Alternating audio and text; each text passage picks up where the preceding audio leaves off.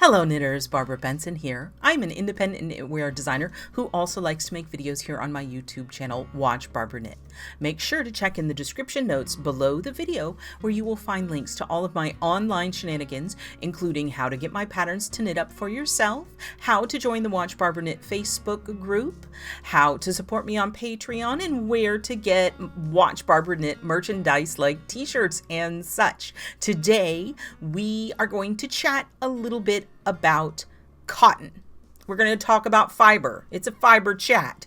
And understanding fiber and its properties and how it behaves and things that you need to think about when deciding whether or not you're going to knit a project with that fiber is important, because not all fibers are going to perform well in all patterns. So I want to give you a little information about cotton to think about the next time you're considering it for a project.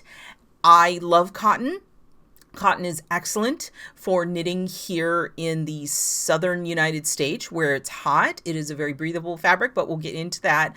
First, what I want to do is talk about specific terminology that I'm going to use about fiber. It's kind of like how I think about fiber. This is nothing official. It's just like what I think about. And the first one is going to be memory. Memory is how much that fiber, that yarn, wants to stay in the shape you put it in. When you wrap your yarn around your needle, that sets the size of the stitch. Okay, it sets its size and it sets its shape. When you're making cables, when you're making lace, you're creating shapes with this yarn, with this fiber. And memory is how much does it want to retain those shapes, and how much does it want to retain like the shape it was made in. Memory is sort of on a scale, like a spectrum with drape. Drape is how flowy is the fabric. And the thing is drape is kind of the absence of memory. When you say a fiber has a really good memory, it wants to keep, it wants to keep its kind of rounded knit stitch shape. And when a fiber or a fabric is drapey, it elongates and it like goes whoop and it flows. This isn't like a judgment call. This isn't like a good bad thing. It's just, it's like you kind of have memory on one side and drape on the other side, and your fiber is going to fall someplace along that, and your yarn is going to fall someplace along that based on a lot of different fabrics, including the fiber, the yarn structure, the weight, blah, blah, blah, blah, blah, how tightly it's knit, all kinds of things. So we're going to talk about memory. We always have to consider strength. How strong is the fiber? Because the application you use, it's important consideration, because you don't want to use a weaker fiber in a context where you need strength, like a sock. You don't want to use a really weak fiber to make a sock, because you're just going to walk through the bottom of that fiber. It's just going to go, bleh, So another thing to think about is insulative factor. How warm is this fiber going to keep you? Or conversely, again, we got a range. How cool is it going to keep you? Does it breathe? Does it? So we've got memory, we've got drape, we've got breathability, insulative factor, and all of those kind of things are coming to play. And strength, and we're going to talk about all of those sorts of things. A lot of people find softness also very important. How soft is the fiber? Is it itchy? Those kinds of things. So I'm going to talk about all those things. Now, cotton. What is cotton? Cotton is a plant fiber. I think almost all of us can bring to mind what a cotton plant looks like. It's going to be a cotton plant when it's getting ready to be harvested. I'm betting is what you're picturing in your mind. It's going to be like brown dried sticks with little poof balls on the end. That is cotton. And those little poof balls are pulled off, and they're these poofs of fiber, and that fiber is then processed and turned into any number of things, but what we're concerned about is yarn. Now, the fiber length has a lot of impact on how the yarn is going to behave, and cotton sort of comes in three primary varieties. You've got your upland cottons, your Pima cottons and your Egyptian cottons. And really, Pima and Egyptian cottons are the same, I think, species of plant. It's just where it's grown. Egyptian cotton is grown in Egypt, and Pima cotton is the exact same species of plant, but it's predominantly grown in the United States, in the southwest of the United States. Now, your Pima cottons, your Egyptian cottons, have a much longer fiber length, and they tend to be more lustrous. And by lustrous, I mean it's a little bit shinier than an upland cotton. Now, like 90% of all cotton products are made out of upland cotton. It's the generic cotton that you think about. So if you have a yarn and it just says cotton on it, it is more likely than not an upland cotton, because Pima and Egyptian cottons are more expensive. So if they've used a Pima or an Egyptian cotton in that yarn, they're going to tell you, because they can charge you more money for it. I mean, so hopefully that makes sense. Now, a lot of hand knitting yarn does have Pima or Egyptian cotton in it, because it is a luxury product. Hand knitting yarns are luxury products. But your average everyday cotton, if it's just labeled 100% cotton, and even 100% organic cotton, it is probably an upland cotton.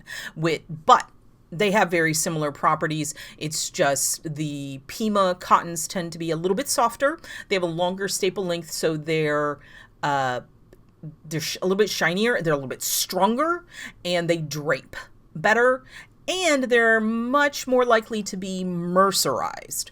Mercerization is a chemical process from quite some time ago that kind of smooths out the cotton, makes it even more luster, makes it even shinier, actually improves its tensile strength, makes it smoother, and the process of mercerization makes it absorb dye better. So if you're looking at a very brightly colored cotton yarn, it probably has been mercerized, and it is probably a Pima or an Egyptian cotton, because those cottons are more likely to be mercerized. But if it's really super cheap, it's probably not Pima cotton. You know, you can always judge that. It's kind of like if you get a prime steak, they're charging you for prime steak.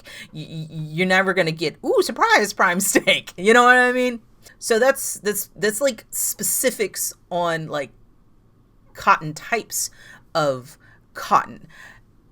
I did mention that the Pima and the mercerization makes it absorb color better. That is one thing that some people find as a con of cotton. Most cottons don't have quite as vibrant of colors as a superwash wool does. Superwash wool absorbs dye very, very readily. Wool absorbs dye, and they're two very different dyeing processes. And you see a lot more brighter colors on wools. Cottons tend to be a little bit more muted, but you can get very brightly colored cottons. Again, if they're mercerized, they can be more brightly colored. And I've seen some really interesting hand dyeing being done on cottons, so that is an option. Another common con or complaint that people have about cotton is that it hurts people's hands when they knit with it. And that has to do with the fact that because it's a plant fiber, it has almost no stretch to it. Like, it doesn't give. Wool, when you're knitting with it, other animal fibers, when you're knitting with them, they kind of are bouncy. They have a give because they're springy, you know? It's just the way that the animal fibers interlock, so that the yarn itself, when you put it under tension, has a give and take to it. Whereas cotton and other plant fibers, linen, and even silks, which is not really a plant fiber, it's an insect fiber, but it falls in a weird middle place. They don't have stretch. So when you're holding it under tension in your hand, it puts additional strain on your hand. So yes, sometimes knitting with cottons can be rougher on your hands. This can be ameliorated a little bit by the yarn structure. If it is spun more loosely, if it has a different, like the chainette structures, there are structures that they're putting cottons into that give them more give and make it less painful to knit with. But if you have arthritis, if you have hand problems, that might be something to consider when you're looking at like knitting something large out of cotton. Cotton does wet block very well, and it can hold that block just fine. It doesn't have the memory that wool does, so it does tend to not hold it quite as crisply. And cotton is heavy. Cotton is a heavy fiber. And it just means like if you have you can't talk about like in grams, because you have 100 grams of wool and 100 grams of cotton, they're going to weigh the same. But if you have 100 grams of wool and 100 grams of cotton, and they're both fingering weight, you're going to have less yardage in the cotton because cotton is heavier. It is a heavy fiber. And because of that, if you knit like a garment out of cotton, it tends to elongate. Because of its lack of memory and because of its weight, it tends to stretch like the fabric stretches. As I said, the fiber itself is not stretchy, but the fabric stretches because you set it in this kind of roundish horseshoe shape. I'm going to put it like this. Like you set it in this roundish horseshoe shape, right? That's your stitch. But over time, as you're wearing it, it elongates. It kind of collapses. And so instead of being a nice, chunky, chubby stitch, it becomes a tall, skinny stitch. And that elongates, which is why, especially like if you're knitting a worsted weight garment and you have this worsted weight yarn, it's going to be a heavy yarn. It's going to be a heavy garment. And it might start out the day right at your hips and end the day mid-thigh. And that's just something to be aware of when you're knitting with cotton. Now, there are workarounds for this. One of the number one things, if you're looking at a cotton yarn, is to look for patterns designed for that yarn, because in theory, the designer should be taking into consideration the different characteristics of that particular yarn when they are designing their pattern. Tricks that designers use to control that elongation tendency of cotton is to have the garment, we're talking about like a sweater, designed in pieces that are then seamed together, because those seams provide extra structure and resist the elongation. If you think about a sweater that's completely knit in the round, all of the weight is hanging like essentially from your shoulders and hanging down.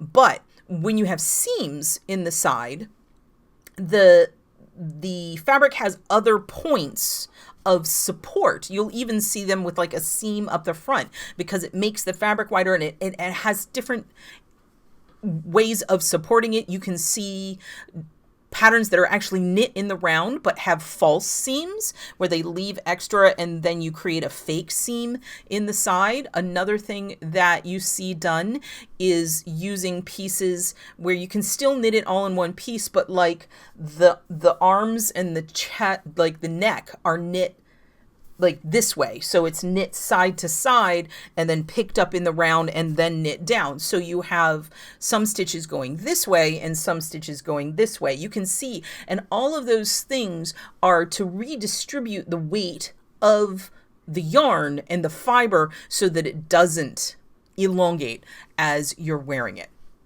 Another thing is to make sure you're using if you want to avoid this elongation tendency, is to use a lighter weight yarn, knit in a fingering weight at a fairly open gauge, because that's going to make the fabric weigh less. Lace is a really good way to open things up and reduce your weight, and you're going to have less tendency to elongate. It's why, like you're never, well, I'm not going to say never. Never's not a good word, but you're rarely going to see like heavily cabled cotton garments, because it's just going to make the garment very heavy and it's going to make it elongate. So that is about weight. It's about elongation. You have to watch out for that. That said, cotton is incredibly breathable. It is not high on the insulation factor, but it's a very cooling fiber. So it is wonderful to knit things like tank tops and t-shirts and small thin garments out of thinner weight yarn that are really lightweight. It's fantastic for warmer climates and garments that you're going to wear in warmer times of year. And so that is a wonderful thing. I love cotton for that. Cotton is really strong. It's a very strong fiber, and especially the Pima cottons with their longer staples are even stronger. So you see cotton used a lot in home goods, right?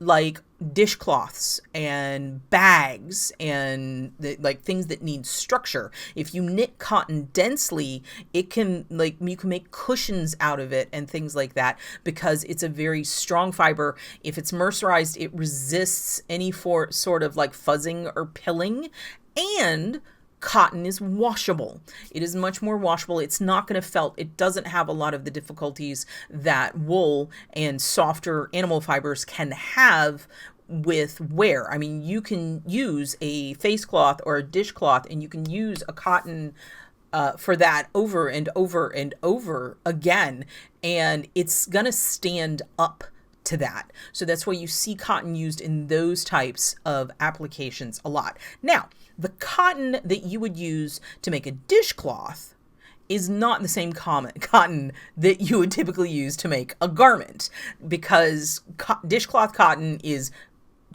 lower C generic cotton. It's going to be upland cottons. It's not, more likely not going to be mercerized, because I think mercerization inhibits absorption of water. No, because it absorbs dye better, so it absorbs water better. So that's wrong. But dishcloth cotton is a rougher type of cotton because of what its application is. I'm not saying you can't knit a garment out of it, but it's going to be heavy and you need to watch it. We have a garment at the store that is knit out of worsted weight cotton, and it is knit entirely in the round. But if you look at it, the thing about it that makes it work is it's like a vest, but at the bottom it has like this much ribbing. Okay, there is ribbing. It kind of pulls in a little bit, and there's like a good 4 to 6 inches of ribbing at the bottom. And what that is doing is it's clinging to the hips. You know, it's around the hips, so it holds, it's again, support for the yarn. And so it doesn't tend to elongate because it's soap, but you definitely want that with negative ease. So it is doing what it is supposed to do. So we've talked about drape, we've talked about memory, we've talked about strength, we've talked about how good it is at breathing. It's just, but those are things you need to think about when you're deciding whether or not you want to knit something out of cotton. Now, you can also find a lot of cotton blends. You can find wool cotton blends, you can find silk cotton blends, you can find linen cotton blends, and what cotton is bringing to these parties. So cotton blended with wool is going to lighten that wool up as far as its insulative factor. It's not going to make it lighter physically, because I said cotton's a heavier fiber, but it's going to open that up and make it less warming.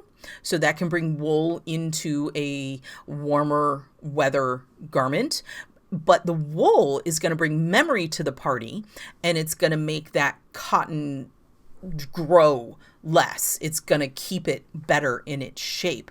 Linen and cotton are just great together. Linen brings a whole lot of strength and just a very different texture, but cotton is actually softer than linen. The fiber is softer. So since they both have very similar insulative properties, they're both very cooling, the cotton is going to soften that linen and make it a little less grassy.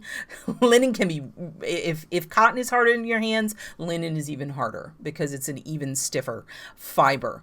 Silk and cotton, absolutely fabulous. The silk is going to bring a lot of shininess, and it's going to push the drape of the cotton like right over the edge. It's going to turn it into very drapey, very silky, very beautiful and luster. So all of those things are elements. So I have been talking about cotton for a long time, and I probably haven't answered all of your questions about it. But I hope what I've talked about makes you consider using cotton, because it really is an amazing fiber and you can do all kinds of fun things with it. The pattern I have here, I selected this one specifically. This is the pinstripe cowlette, and this is a cotton linen blend. It's like 70% cotton, 70% linen, 30% cotton. And it has that chainette construction that I was talking about. So it has a springiness to it. And so it's not that bad on the hands, but it's really lightweight and it's great. And another thing, as I said, home items, this is the Pinwheel Market Bag. And this is this is a worsted weight cotton classic. And you can see it does see how it just collapses when I let it go. But it's very sturdy and it expands because it has this great lace, and it's a market bag, and it's got this. Now, from what I taught you just now, if you fill this up, what's going to happen to this strap? It's going to elongate, but it is strong and it's going to handle that. It's one of the reasons why I made it so wide, so that it had more to hold on to. But this is another great application, and you can see it has excellent stitch definition. It's strong and it's really nice color. And this, you can get even brighter colors. So there are all kinds of great things that you can make with cotton.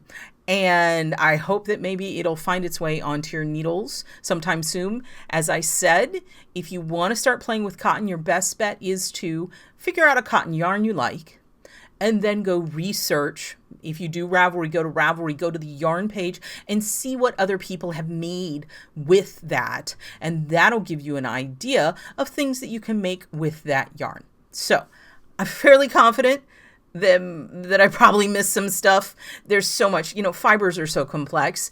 If you have a specific question, or if I said something and you're like, wait a minute, that bounced you to another question, please let me know in the comments below. We can continue this conversation. Next week, we will be having the YouTube live on Thursday at 7 o'clock. So you can definitely come and ask the question then, or do it in the comments, and we can continue this conversation about fiber. And I can talk about it apparently way too long. So I hope you enjoyed this video. If you did, give it a thumbs up, click that like button. And if you would like to be notified whenever I upload a new video, please subscribe to my channel and select notifications. Thank you so much.